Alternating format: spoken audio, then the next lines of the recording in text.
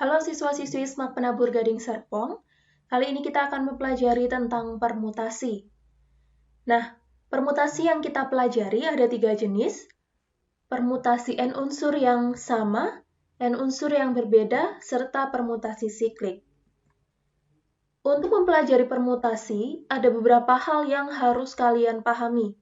Yang pertama, permutasi itu memperhatikan urutan atau ilustrasinya AB tidak boleh sama dengan BA.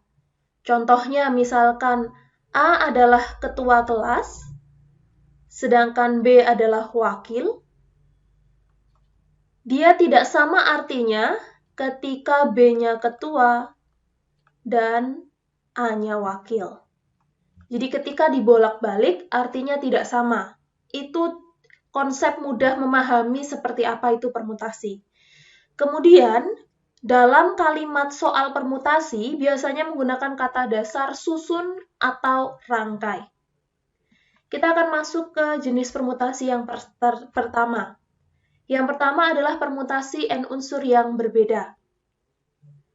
Contohnya, jika tersedia 3 huruf A, B, C yang akan disusun menjadi sebuah kata yang terdiri dari 2 huruf yang tidak boleh sama, maka banyak susunan yang dapat dibuat adalah ada AB, AC, BC, BA, CA, dan CB. Atau cara singkat mencarinya adalah 3 kali 2. Jadi ada 3 hal, A, B, C di posisi pertama, kemudian masing-masing mempunyai cabang 2, sehingga kita menyusunnya jadi 3 kali 2. Nah, untuk soal seperti ini, itu disebut permutasi N unsur yang diambil dari N unsur yang tersedia.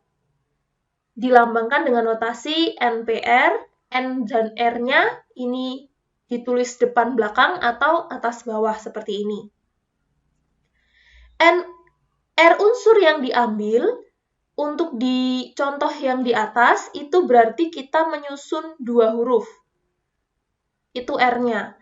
Sedangkan N unsur yang tersedia, di sini disediakan 3 huruf A, B, C, itulah N unsurnya.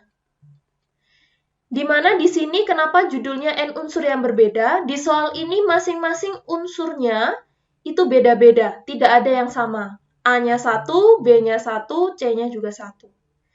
Nah, jika seperti ini kita dapat menuliskannya dalam lambang permutasi 3P2. Dapat diingat-ingat bahwa posisi N ini lebih besar dari R. Jadi angka yang lebih besar itu diletakkan di depan. Begitu cara mengingatnya. Nah, kita bisa melihat 3P2 itu dihasilkan dari perhitungan cepatnya 3 kali 2. Kemudian, bagaimana cara kita merumuskannya? Jadi dirumuskannya kalau secara umum kita mengakalinya seperti ini. Ini dibuat jadi 3 kali 2 kali 1 agar menjadi 3 faktorial. Biar kita bisa bilang tuh 3-nya dari sini. Oh, ini N unsurnya 3, jadi 3 faktorial gitu. Lalu kita bagi apa ya biar kaitannya dengan unsur 3 dan 2? Oh, kita kaitkan dengan 3 min 2 faktorial. 3 min 2 faktorial kan 1 faktorial ya. Ini bisa dieliminasi. Nah, kemudian kita kembangkan jadi 3 kali 2 kali 1 atau ditulisnya jadi 3 faktorial per 3 min 2 faktorial. Sehingga rumus permutasi kemudian disimpulkan menjadi NPR yaitu N faktorial per N min R faktorial. Nah, contoh latihan yang lain, terdapat 5 orang kandidat pengurus OSIS untuk menempati posisi ketua kelas, bendahara, dan sekretaris. Tentukan banyaknya, maksudnya kemungkinan susunan pengurus OSIS. Jadi, banyaknya kemungkinan susunan adalah, kita lihat berapa unsur yang tersedia. Oh, 5 unsur. Berarti N-nya itu sama dengan 5. Sedangkan berapa banyak susunan yang diminta? Ketua kelas, bendahara, dan sekretaris. Berarti R-nya ada 3. Bagaimana kita tahu bahwa ini tuh permutasi, soal permutasi? Kita bisa ambil contoh, kalau A ketua, B wakil, artinya tidak sama dengan B ketua dan A wakil. Jadi kita ambil sampel contoh susunan dulu. Atau kalau A wakil, A ketua, B bendahara, C-nya sekretaris. Itu tidak sama dengan ketika C ketua, B bendahara, dan A sekretaris. Sehingga dapat disimpulkan ini soal jenis permutasi.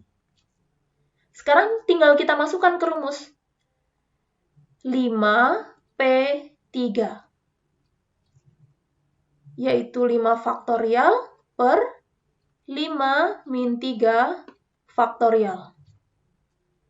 5 kali 4 kali 2 faktorial per 2 faktorial.